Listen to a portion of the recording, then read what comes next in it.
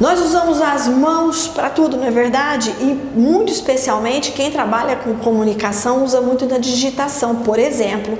Mas hoje, com o uso do celular, a gente está usando ainda mais os polegares. Isso pode também trazer algum tipo de dor ou algum tipo de problema. Há outras patologias que acometem as nossas mãos e a gente vai aprender um pouquinho mais sobre elas, conversando agora com o Dr. Luiz Henrique Boschi, que é ortopedista da Clínica Santa Helena. Doutor Henrique, muito obrigada. A gente chama Dr. Coca, não é isso? Então vamos de Dr. Coca. Muito obrigada por receber o Simples Assim. Fala um pouquinho então desses problemas que nos afligem. Eu falei dos polegares porque eu sinto isso por digitar muito com eles. E a gente já até tinha visto alguns estudos, algumas entrevistas falando de que, portanto que nós vamos fazer isso, vai dar dores nos polegares. O que é que provoca isso? Muito obrigado pelo convite. Tá? O movimento excessivo de qualquer articulação pode gerar dor.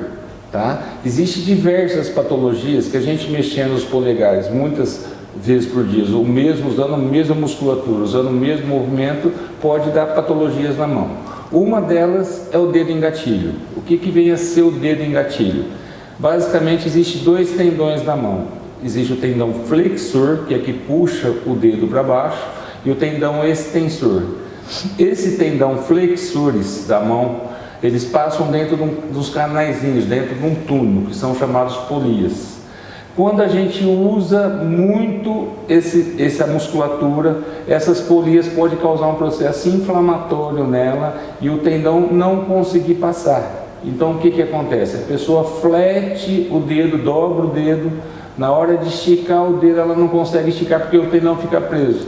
Mas aí qualquer um dos 5 dedos? Qualquer um dos 5 dedos. Pode ser o polegar, como você falou, no uso do celular, de digitar, trabalhadores rurais, pessoas que têm processos inflamatórios, tipos artrite reumatoide, diabetes, patologias da tireoide, pode estar ligado.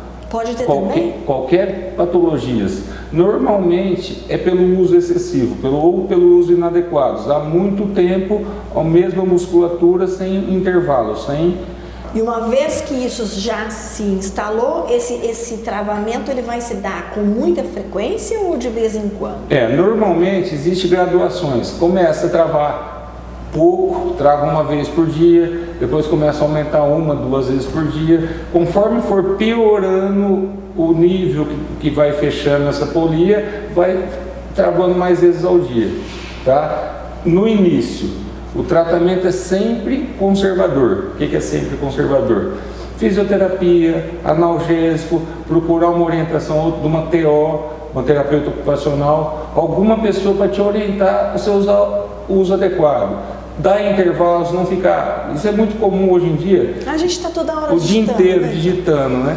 Então, fica cada vez mais frequente essa patologia. Então, o mais indicado para a gente evitar que aconteça é fazer intervalos e fazer algum tipo de alongamento, por exemplo? Isso. Dar intervalos naquela musculatura que você está usando e fazer alongamento a musculatura que você está usando, é o flexor. Alongar, usar a musculatura extensora, alongar os dedos para cima. Fazer esse movimento para alongar a musculatura. E aí, tendo um problema, é bom procurar um especialista e fazer o tratamento. Sempre, né? Tem cura?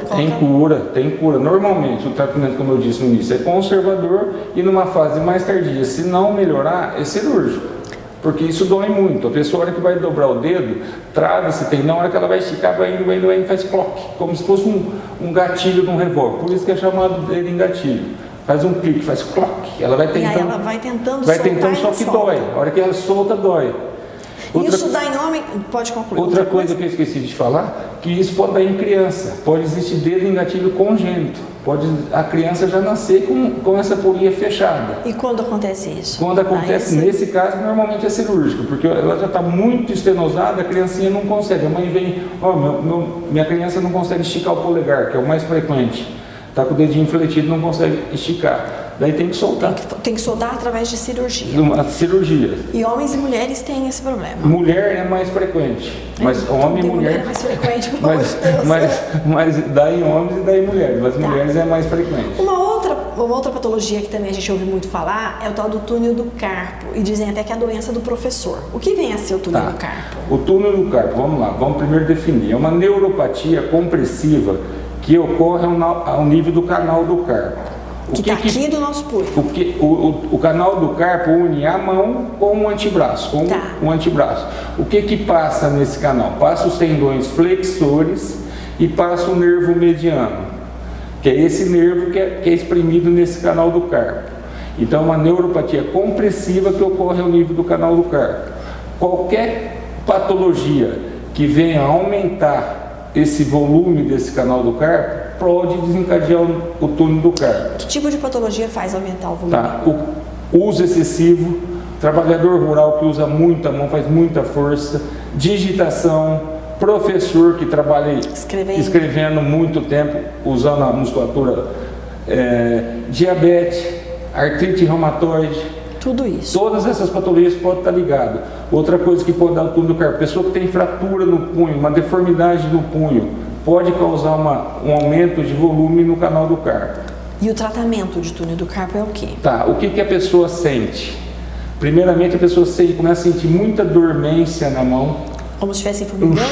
Choque na mão, como se tivesse, vai pegar as coisas sem choque, começa a perder a força na mão e começa a ter muita sensação de formigamento. Em qual dedo, principalmente? O nervo, onde o nervo mediano inerva, que é o polegar, o indicador e o dedo médio.